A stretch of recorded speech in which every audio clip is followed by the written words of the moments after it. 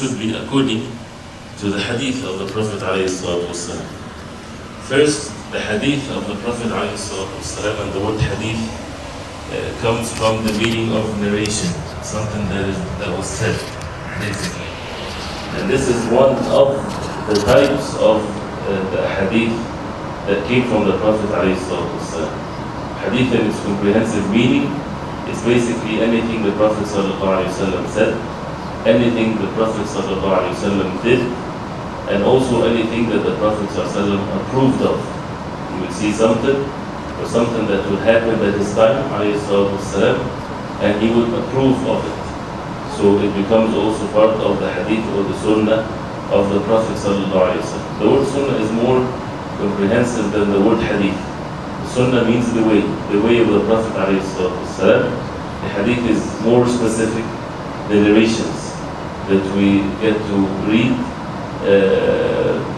from the sayings or the actions or the approvals of the Prophet ﷺ.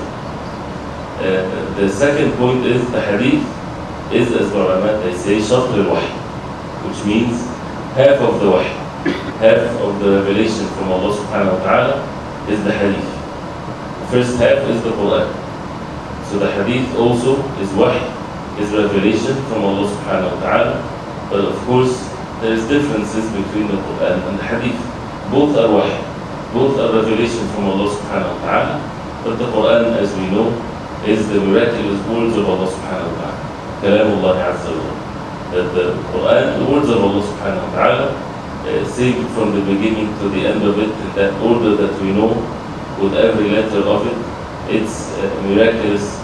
It's the words of Allah subhanahu wa ta'ala. We seek rewards from Allah subhanahu wa ta'ala by reciting every letter of the Quran.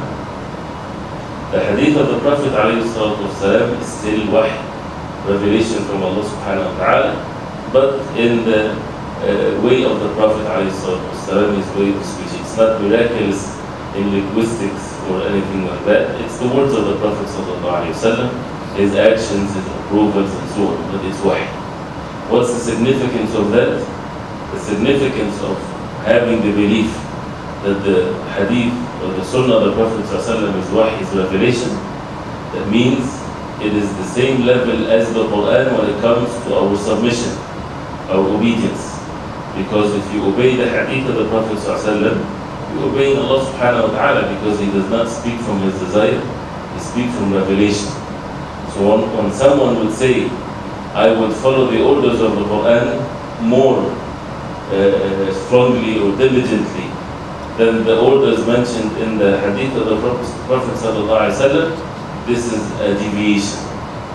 Because there's no difference between both when it comes to our submission and our obedience. Because the obedience to the Prophet ﷺ, it's in reality obedience to Allah subhanahu wa ta'ala. As Allah subhanahu wa ta'ala says in the Quran, من يطع الرسول فقد أطاع الله. Whoever obeys the Messenger صلى الله عليه وسلم, he indeed obeyed Allah subhanahu wa ta'ala. So it's not like bad manners that we make the Prophet صلى الله عليه وسلم in the same level, والعياذ بالله, of course, as Allah subhanahu wa ta'ala. Or it doesn't mean that we make the Sunnah in the same level with the Quran when the Quran is the miraculous words of Allah subhanahu wa ta'ala. It's in the same level when it comes to matters of obedience, because both are revelation from Allah subhanahu wa ta'ala. This is where they are equal in this, in our submission.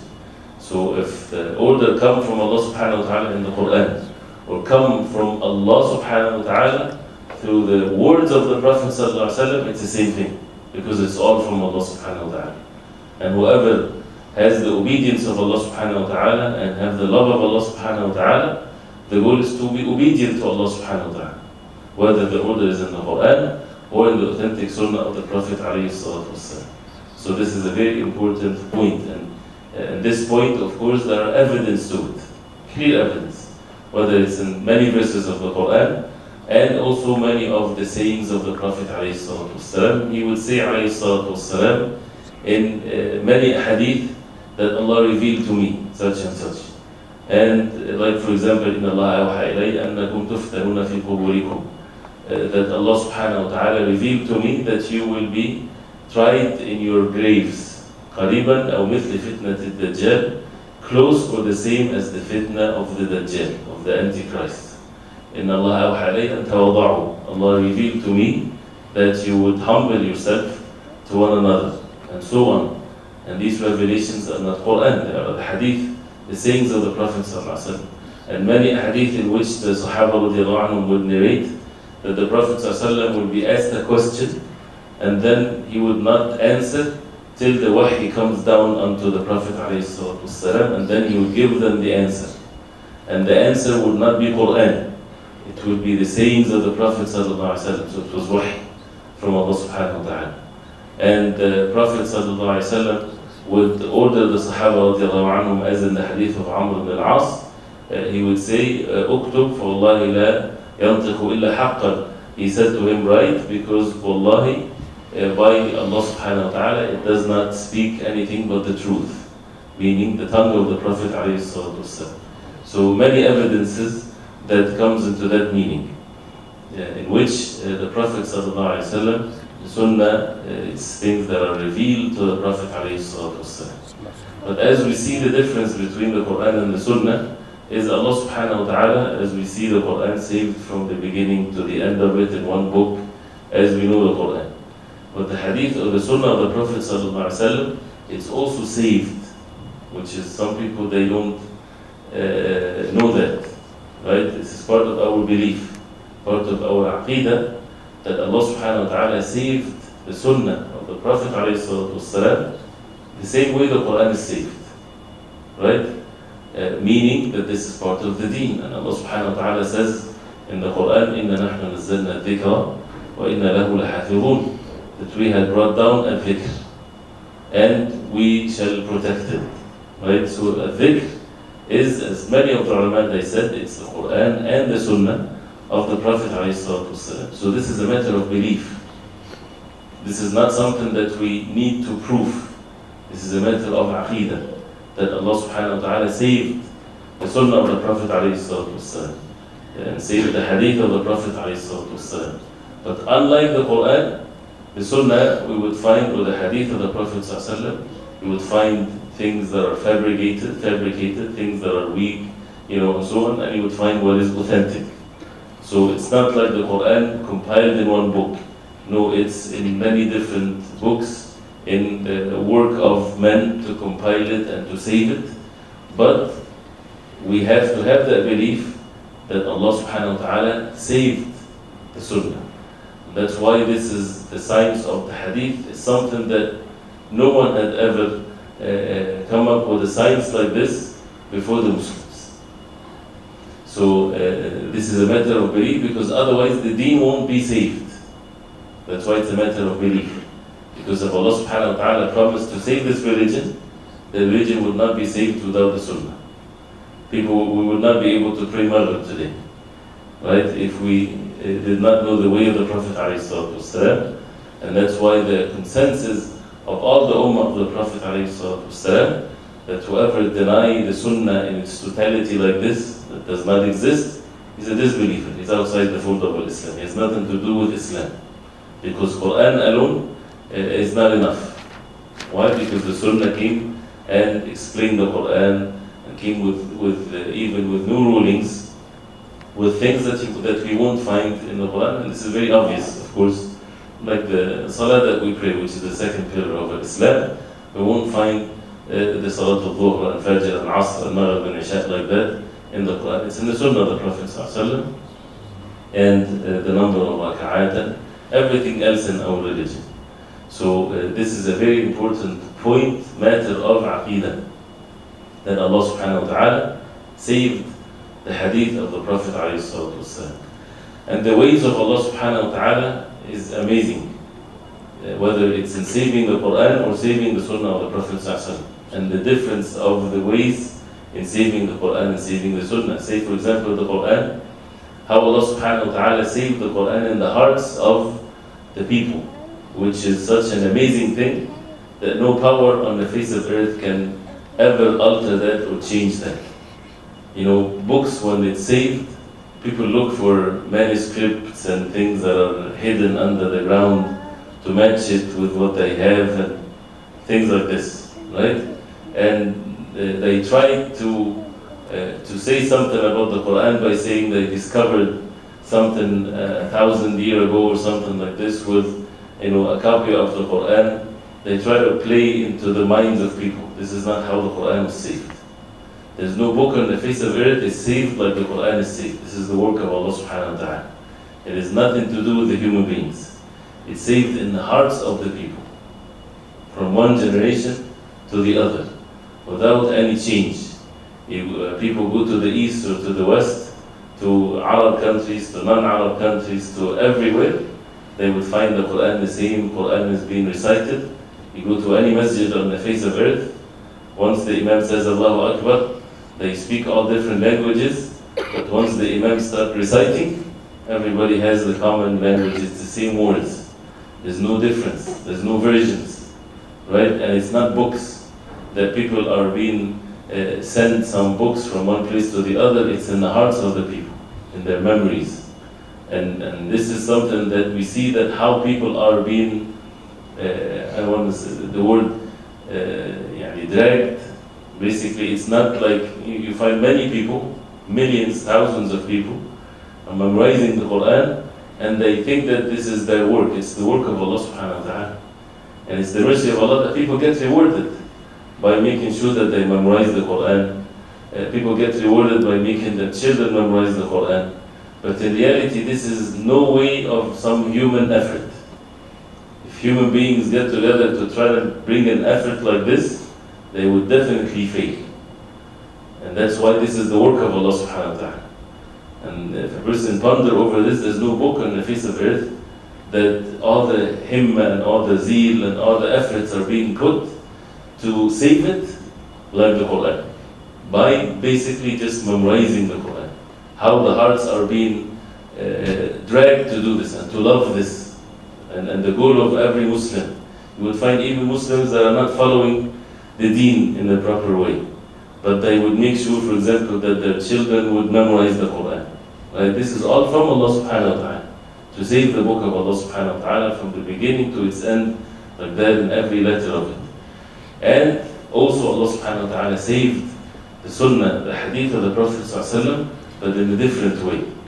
Right? And this is where it's saved in books and also in memory, but more into the books, into the work of the people of knowledge, in which they would authenticate the hadith of the Prophet ﷺ, putting some very harsh criteria to make sure that if you hear the word that this hadith is sahih, is authentic, that means this is not a simple task.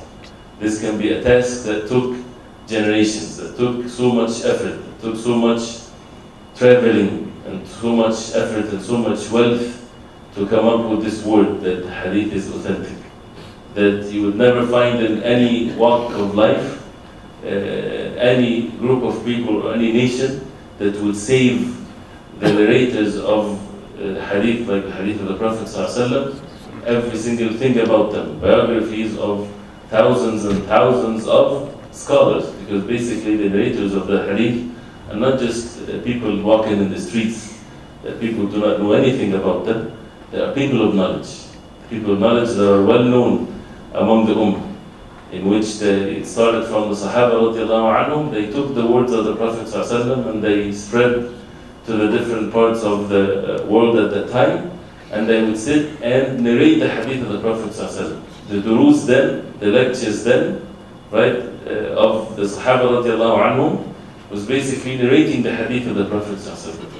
And people would take that, students would take that and would write that and would memorize that, and then when they become themselves people of knowledge, they would sit and would narrate the hadith of the Prophet ﷺ to those who are after them, and so on and so forth, from one generation to the other. And that's why the isnad is in the Quran, and which is the chain of narration, and also in the hadith of the Prophet ﷺ, and that's why we were to find the books of hadith. So Allah subhanahu wa ta'ala saved the sunnah of the Prophet ﷺ, and this is a subject that if a person would want to increase one's iman and increase one's knowledge, read about the ulama, those who Allah subhanahu wa ta'ala saved the sunnah of the Prophet ﷺ by them. Read their biographies and what did they go through to save the hadith of the Prophet ﷺ, and how this is such an amazing thing also, that it shows the wisdom of Allah subhanahu wa ta'ala and the way that Allah subhanahu wa ta'ala created us. One of which, and of course if we get into the subject, this is a neat series, right? Volumes and volumes of books are written about these narrators of the hadith of the Prophet ﷺ. Such a very interesting branch of science or knowledge. The branch of course, the hadith, ilm al-rijal, the knowledge of the men or the narrators of the hadith, to get to know them one by one, right? And to get to see how the ulama, they collected everything about them, their date of birth and the date of their death, to make sure that the narrator is getting the narration from the one before him, and whether they met or not, and the different things about them, and how strong in religion they were, and how they were strong in matters of memory and knowledge and so on. One of these amazing stories is the story of Baqi ibn Makhlad, for example. Baqi ibn Makhlad, he has a musnad, he has a book of hadith like Musnad Imam Ahmad. There is many masanid, there's many books like this, in which the musnad, you heard the musnad of Imam Ahmad, right? We know that Bukhari is called Sahih al-Bukhari, right? And it's Sahih Muslim, and Sunan al-Tirmidhi, and Sunan al-Nasa'i, 4 Sunan. Sunan al-Tirmidhi, Sunan al-Nasa'i, Sunan ibn Majah, and Sunan al-Nasa'i wa Tirmidhi wa ibn Majah wa Nasa'i. And we would find masanid. The musnad is basically the way to index the hadith. It's not based on the subject, right? Like you would find, for example, in Sahih al-Bukhari, the first book is, in Sahih al-Bukhari, is Bid al-Wahy, the beginning of the Wahy, the beginning of the revelation from Allah subhanahu wa ta'ala, and ends with Kitab al-Tawheed, right? And since we said that, the Bukhari rahimahullah, the way that he organized his book and his chapters and the order of it, and the title of every chapter is by itself a branch of knowledge. That this is such a joy in one's life, just to study a book like the book of Imam al-Bukhari, rahimahullah, to get to see how he organized this book, and just the titles, before even getting to the hadith itself, and to see why he mentioned this title, and you read the hadith, and you try to think what's the relationship between the title and the hadith. It gives you the deep understanding that they had. But the beginning and the end, as if the message of Imam al-Bukhari rahimahullah, since the first book is the book of the beginning of revelation of al-Wahy, and the last book is Kitab al-Tawheed. What does that signify? He didn't put it like that just by chance. Somebody would say he should start with Kitab al-Tawheed, right? Tawheed is the most important thing. So why didn't he start with Kitab al-Tawheed? He made it the last chapter. And the first chapter is Kitab Bid al-Wahy, which is a few hadith, and then Kitab al-Iman. Kitab al-Iman is the second one, which is basically the first one. But the first one was called Bid al-Wahy. So he started with basically Tawheed, yes, and he called it al-Iman, but why Bid al-Wahy, the word al-Wahy, right? And then he ended with Kitab al-Tawheed. Anybody say it doesn't, you don't have to have this knowledge before, just guess why he would say that. It's okay to give a wrong answer if you want.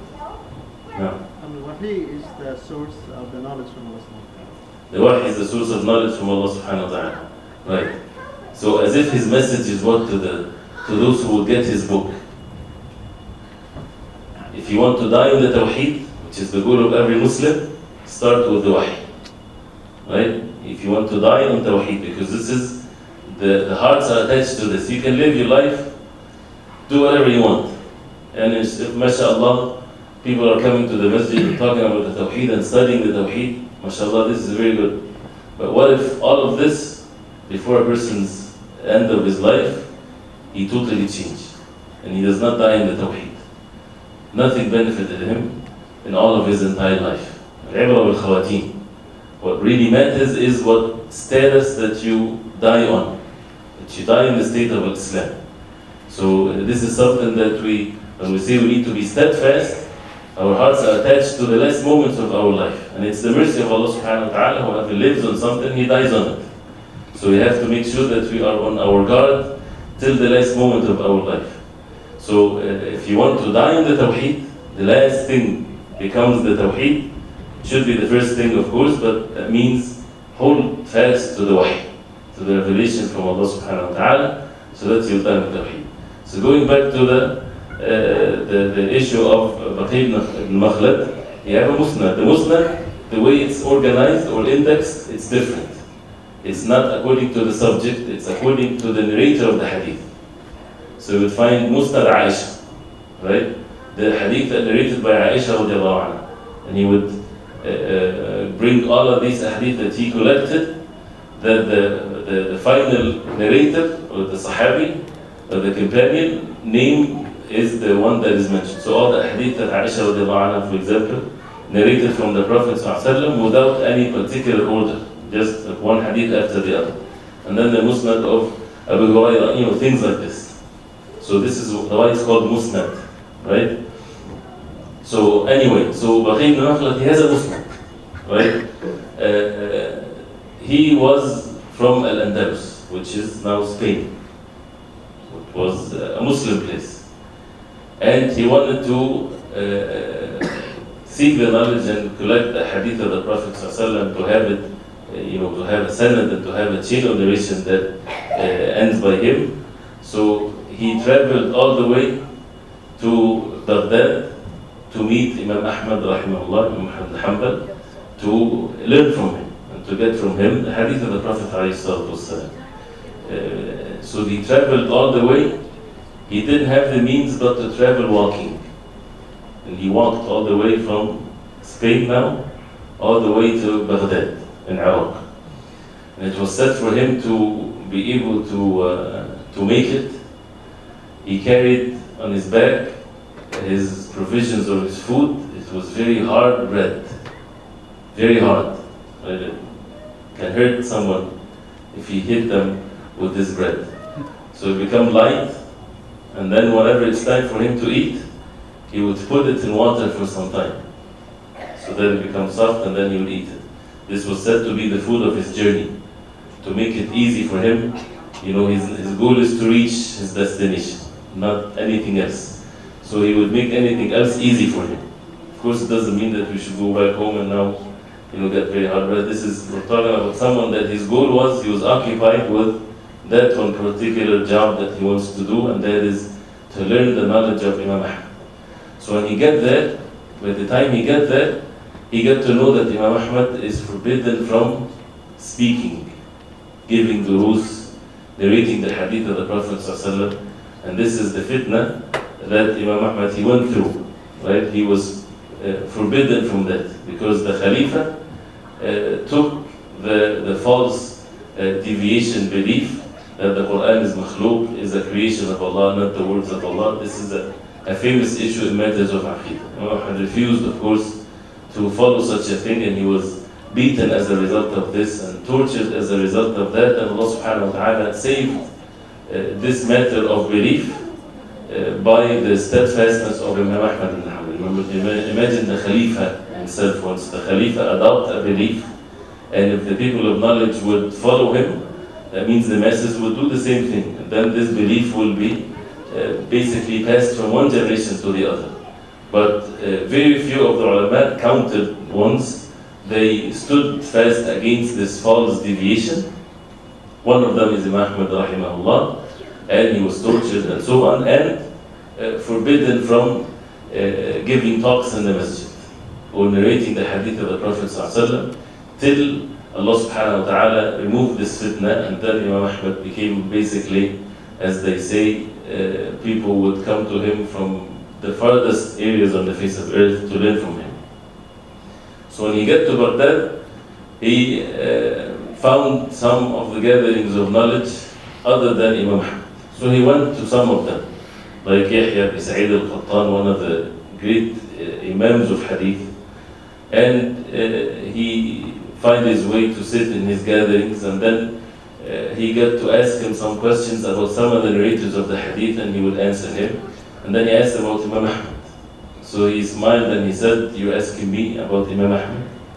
Imam Ahmad is not someone that you ask me. That means he is someone that you would ask him about me, not me to talk about him." someone that reached this level of being Imam in Imam Ahl Sunnah, as it was known about him because of his steadfastness in this fitna or this trial and so on. And then he asked about where is the house of Imam Ahmad. So he went to him, and Imam Ahmad answered the door, and he told them that I'm coming from far away distance, and he told them that he's coming from Al-Andalus, and he wants to learn from the Imam Ahmad. His hadith is the only goal, this is the only reason he came. He didn't come from no one but Imam Ahmad ibn Hanbal rahimahullah. So he told him, as you know that I am in this situation, I cannot, he cannot narrate anything, he cannot do anything in the masjid. He said, I will come to you every day in the clothing of a beggar, and I would call on you outside al-ajr. This is how the beggars used to say al-ajr, meaning sometimes the word ajr is meaning the reward, right? He is asking for money. So he would come to me in this hall. After his door there's a hall, that I would enter this hall, give me one hadith, 2 hadith every day, and that's it. That's all I need from you. He said, okay, but one of the things that Imam Ahmad told him, he said, someone like you should be helped. Someone that came all the way just for seeking knowledge. The people of knowledge, they used to help them and make it easy for them. So he would come every day wearing, old clothes and wrapping his head with a non-clean piece of cloth, and makes him look like a poor beggar. And then he told them also, people do not know me because he's a stranger, so they won't see that he's speaking anything. And he would come by the door of Muhammad and he would raise his voice al-ajr. So he would come to him and he would go into the hallway and he would just narrate to him 2 hadith or so, and that's it. And he stayed like this for some time, for a long time, doing this every day, right? And of course he would seek knowledge also from those who were present in the town. Till after the matter was over and the Khalifa died, and then the next one came and he was according to the Sunnah and so on, and Imam Ahmad became so famous, people come to him from all over the place. He used to give more attention to Baqi ibn Makhlad because of what he went through. And after all of this, Imam Ahmad, people quoted something from him that he said, هذا يصدق عليه طالب علم. He said, this is someone that you can truly say that he is a student of knowledge. This is a man that you can say that he's a student of knowledge. Not like our situations now. A person finds himself say, I'm a student of knowledge, when a person is sitting in the air conditioning, mashallah, seeking knowledge through the computer or something like this. This is how they went through, and this is the truthfulness would show. It's not that they would do it and once they become tired or they find that it's difficult, they would leave this. No, they were very diligent. Their goal is to study the deen of Allah subhanahu wa ta'ala, to benefit themselves first, and how Allah subhanahu wa ta'ala made them a source of benefit to the ummah of the Prophet alayhi salatu wasalam. So this is one example of many, many, many examples. There's so many. And famous narrations in which someone would travel from Sham, from Syria to Al-Madinah for one hadith, for example, that he want to get, that he doesn't have it.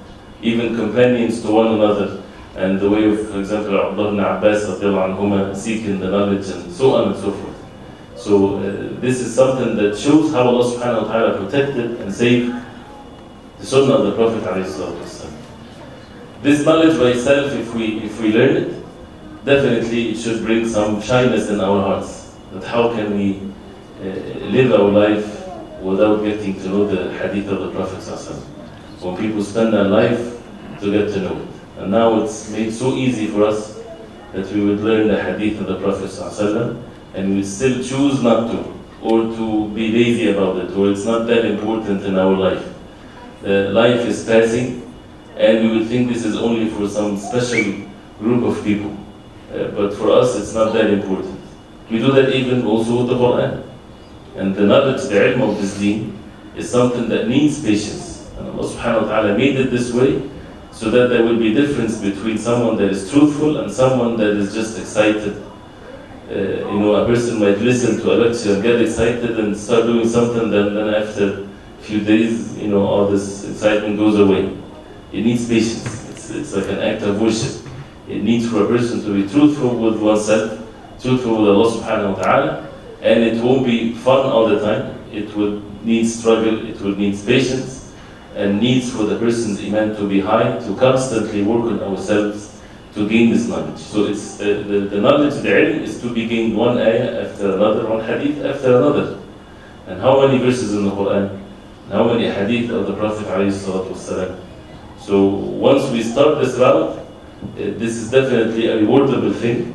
Plus, as they say, an-niyyatu ablagh min al-amal, an-niyya or intentions goes further, far away ahead than one's actions.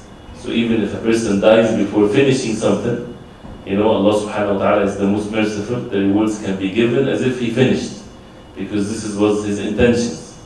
Right? And that's why once you get into the path of knowledge in the proper way, you would belittle so much one's life, so short. You would want to have 100 hours than 24 hours, so that you will get more and more of the knowledge of the deen of Islam. But it's the mercy of Allah that this is how things are, for people to keep on having this zeal and the love of Allah subhanahu wa ta'ala and His Messenger sallallahu alayhi wa sallam. And a way also to oppose the enemies of Islam. You know how you probably you're hearing about what's happening with this silly movie of these evil people. Their goal is they could not oppose the power of the deen of Islam. They're always defeated. Whoever wants to debate or to confront the Muslims with clear evidences, there's no such a thing. They're always defeated. And that's why Allah subhanahu wa ta'ala, when He says, هُوَ الَّذِي أَرْسَلَ رَسُولَهُ بِالْهُدَى وَدِينِ الْحَقِّ لِيُظْهِرَهُ عَلَى الدِّينِ كُلِّهِ وَلَوْ كَرِهَ الْمُشْرِكُونَ, that Allah subhanahu wa ta'ala is the one that sent His messenger بِالْهُدَى وَدِينِ الْحَقِّ, by guidance and the deen of the truth, لِيُظْهِرَهُ عَلَى الدِّينِ كُلِّهِ, for it to be superior over all religions, all ways of thinking and religions and so on. It doesn't mean that it's only at times of superiority of the Muslims, when they are having the upper hand and so on. This is not what the verse means. The verse means that the religion of Islam, the way of the Prophet ﷺ, is always superior at all times. Not physically necessarily, but with the proof and evidences. Right? With the thing that Allah subhanahu wa ta'ala made the human being unique in, and that is the intellectual abilities. There's a difference between human beings and animals. You would find a lion very strong, can defeat so many things, right? But what's the difference between the human beings and the other creation of Allah? Is that Allah subhanahu wa ta'ala gave to the human being this ability to think, the ability to analyze, the ability to make decision of what's coming ahead. And that's why Allah subhanahu wa ta'ala entrusted the human beings with matters of the deen. And that's why they are responsible for their actions. And the heavens and the earth are created for the human being, because of that one issue, which is the ability to think and to make decisions. So in that unique thing of the human beings, nobody can defeat the deen of Islam. So since they are always defeated, so what do? They would start mocking the deen of Allah subhanahu wa ta'ala, as they did at the time of the Prophet sallallahu alaihi wasallam, and they would continue to do that, thinking or hoping that this might shake the belief among the weak of the believers, for example, or undermine the level of the importance of the deen of Islam. When it keeps on coming like this, people would not have anything that is sacred anymore. And that's why even among the West, you would find that the Christians, when people start mocking Isa alayhi salam, which is something that happens all the time, they don't find in themselves any more change in them. It doesn't matter to them that much. They want to take the Muslims to that level, right? In which, in many of us, in many parts of the world, we're already in that level when it comes to breaking the orders of Allah, which it keeps on going. If you see the sins and the disobedience of Allah subhanahu wa ta'ala widespread, and your heart is fine with it, if you don't find a change in your heart, this is a bad sign. That will take the person to a lower level, right? So if this is their goal, then to oppose this is to make them see looks and behavior and hard actions and everything the way of the Prophet ﷺ. This is to oppose their work. Allah subhanahu wa ta'ala, it's meant to happen. Allah subhanahu wa ta'ala is the most wise, and He is watching us. What is our reactions to these things that is happening? Our reaction should be that we would hold fast to the way of the Prophet ﷺ. And we become the example to all mankind, that we imitate the Prophet ﷺ. We show the people the way of the Prophet ﷺ in our belief, in our actions, in our behavior, in our manners, in our looks, in everything. So that would defeat them even more, right? So, and this is, inshallah, should be the outcome of things. So that's why even we would find people in many parts of the world, although they not following the Prophet ﷺ, but this is something that made them, I heard many people saying, and they are totally far away from the deen, said, I'm going to memorize 100 hadith of the Prophet ﷺ. He took it upon himself that he would memorize 100 hadith. This is what his ability came up with, right? Because of what's happening, I'm going to memorize 100 hadith of the Prophet ﷺ. And he doesn't know that maybe this is the way that he would be strong in the deen and be steadfast on the deen. And Allah subhanahu wa ta'ala is the most merciful. So anyway, so talking about the Prophet ﷺ and holding fast to the way of the Prophet ﷺ, definitely it's at all times, but especially this time. We are all being tested. So this is the goal of getting to know the hadith of the Prophet ﷺ, is to increase our love to the Prophet ﷺ, and for us to imitate him ﷺ in all of our affairs, and to follow the Prophet ﷺ. And this is something should be a focal point in our life. We need to, when it comes to matters of the deen, we are focused that this is the way of the Prophet ﷺ, and asking ourselves this question. And it's a valid question, and it's something that is feasible. Some people they think that the deen is just to follow the ways of the forefathers, or some tariqah or something like this. This is the deen, right? This is not the deen. Where is that deen in the Quran and the Sunnah of the Prophet ﷺ? Your deen is as if you are living at the time of the Prophet ﷺ. Because this is how Allah saved this religion. If you're living at the time of the Prophet ﷺ, and you have an issue, you have a question, who do you go and ask? You go ask the Prophet ﷺ, right? Or if you are far away, you would find a companion of the Prophet ﷺ. So you would ask him. Are you asking the companion because the companion, or are you asking the companion to tell you the way of the Prophet ﷺ because he knows better? So you would ask him about what would the Prophet ﷺ say or do or this, right? And this has never changed. Whoever that it ever changed, it never changed. Even if it's after many generations, it never changed. It's the same concept, it's the same attitude that we as Muslims today, our goal is to imitate the way of the Prophet ﷺ as if the Prophet ﷺ is living today. This is the attitude in the heart. That's the first step to take. How to do this? It's easy by the will of Allah, though it might not be easy in times of difficulties and so on. But Allah subhanahu wa ta'ala look at our hearts and our actions. Our hearts should be like this. My goal is to follow the way of the Prophet ﷺ, and none but the Prophet ﷺ. So if the Prophet ﷺ is not among us, the Prophet ﷺ had informed us that al-ulama warathatul anbiya, that the scholars are inheritors of the prophets. So we would ask the people of knowledge, but when we ask the people of knowledge, we ask them about the way of the Prophet ﷺ. And this is how the questions should be. Not the way of this alim, or this madhab, or this way. And it's nothing wrong with the alim to be on a madhab. People would follow the alim on the madhab. There's nothing wrong with that whatsoever. But the goal of the heart of the person is that to the best of my ability, this is the way of the Prophet ﷺ. So it's the problem with many of those who claim to be among the people of knowledge, when they deceive the people and they won't show them the way of the Prophet ﷺ, whether it's based on their ability, they don't have much knowledge, or whether it's deviant ways of understanding the religion, that it's the responsibility of the people of knowledge, if they are people of knowledge, and that is to show the people the way of the Prophet. So even if there will be differences, that's valid. The Sahaba, they had differences in some issues and matters of fiqh and so on. There's nothing wrong with that, but every single one of them, their goal was to follow the way of the Prophet. Misunderstanding or understanding things differently, this is valid to happen, right? But the goal is, this is a matter of belief, that people would hold fast to the way of the Prophet ﷺ, because this is what Allah subhanahu wa ta'ala wants from us. So this is basically the goal. And this is what we need to have the patience in studying the hadith of the Prophet ﷺ. And by the way, this is a very, again, interesting branch of knowledge.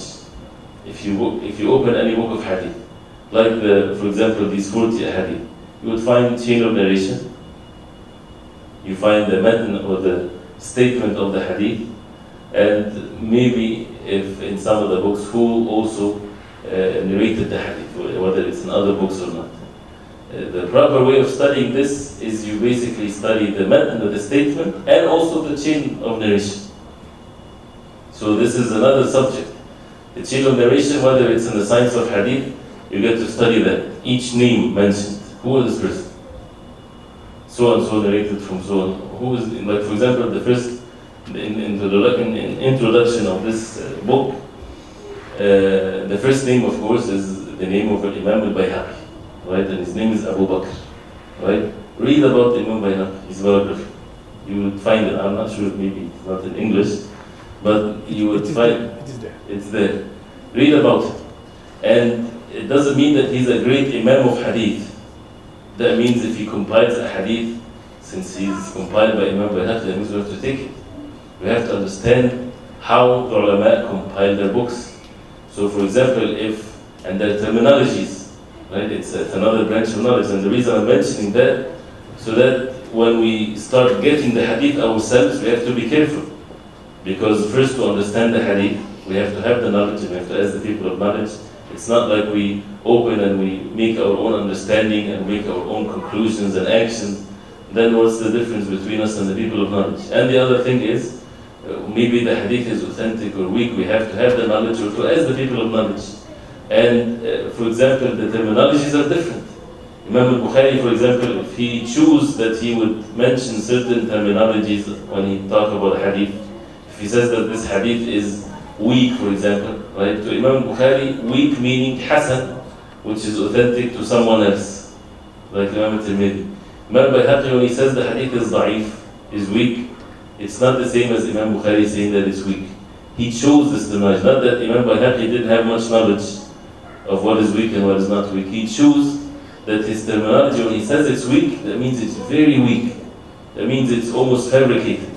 This is what he chose in his way of having terminology, so we have to be careful. Person reading a hadith and Imam Bayhaqi said it's weak, he would say, well, I heard that some of the ulama, they said it's okay to use the weak hadith in some fada'il a'mal or some virtuous deeds, which is a matter of differences of opinion. Of course, a valid differences of opinion.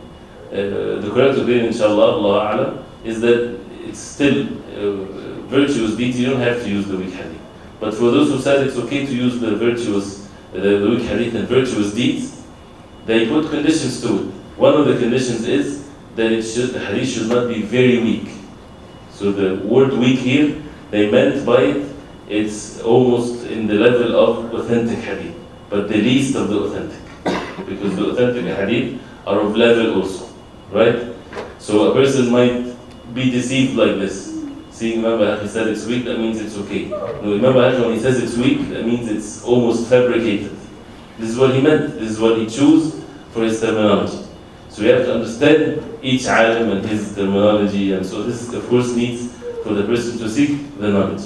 So we would find, for example, he narrated this hadith, saying from someone else, which is a great Imam, Abu Ja'far al-Asbahani. Then, for example, from Abdurrahman ibn Aban ibn Uthman ibn Affan. Right? This is the first hadith in the introduction, not the first hadith in the 40 hadith. In his introduction, he mentioned the hadith, the famous hadith, نَضَّرَ اللَّهُ امْرَأً سَمِعَ مَقَالَتِي فَوَعَاهَا. That may Allah subhanahu wa ta'ala, nadar meaning from al-nadara, al-wajaha, that may Allah subhanahu wa ta'ala bless or make someone has status. It doesn't mean necessarily that his face will be bright. This can be understood from the hadith, that may his face be bright and things like this. Also his status and his deen and everything. It's a dua from the Prophet ﷺ for those who would listen, take the hadith of the Prophet ﷺ and understand it and narrate it to others. فرب حامل فقه إلى من هو أفقه منه, and so on. Maybe someone that might carry the fiqh, carry the understanding, and carry the hadith to someone that is more knowledgeable than him. You're just a carrier, right? And the one that will take it from you, that was maybe in one level your student, he becomes more knowledgeable of you. He has better understanding, right? So, which is a detailed subject, we'll talk about it later, inshallah. But the point is, you will read the hadith, the narration like this. Each one of them is imam of this deen, right? And Abdurrahman ibn Aban, one of the a'imma of this deen. Maybe some of us never heard of him before, right? And he is imam in matters of knowledge and matters of ibadah, not just knowledge. And Aban is the son of Uthman ibn Affan. But the Abdurrahman ibn Aban, they always mention about him that he was ready to be, or he is from the type of people that can be Khalifa. One of the types of the people that can lead the Ummah. Someone that has these qualities. He was not a Khalifa or anything, but he was someone that has these qualities with the ibadah that he was in and so on. And he narrated this from his father, right? And his father is the son of Uthman ibn Affan. What a beautiful lineage here, right? And Uthman ibn Abdurrahman Aban, he narrated this, the son of Uthman ibn Affan, from Aban ibn Uthman ibn Affan, narrated this from Zayd ibn Thabit, radiallahu anhu, the companion of the Prophet ﷺ, that the Prophet ﷺ said such and such. So even spending time in the chain of narration, this is such an amazing thing, and something for someone to learn great benefits from it. But again, life is too short, and that's why we should not waste too much of our time, our life. Many hours of our life are wasted, right? Instead, if we get to read and we get to study and we get to know the way of the Prophet ﷺ, we will find meanings to and value to the minutes and the hours and the seconds of our life. So we ask Allah subhanahu wa ta'ala to give us the understanding of the deen of Islam and to make us among those who hold fast to the sunnah of the Prophet ﷺ and to be followers of the Prophet ﷺ. Forgive me if my talk was not very organized and just one point here and there, but inshallah, because of the time of the salah, we'll stop at this point and we continue inshallah ta'ala next time. If you have any questions, I think we have 4 minutes or 3 minutes or 2 minutes.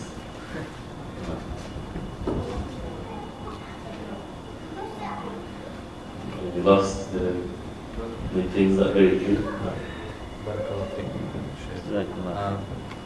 The scholar during the time of Imam Ahmad that was given the durus, his name was Yahya ibn Khattan ibn Sa'id. Ibn Sa'id al-Qattan.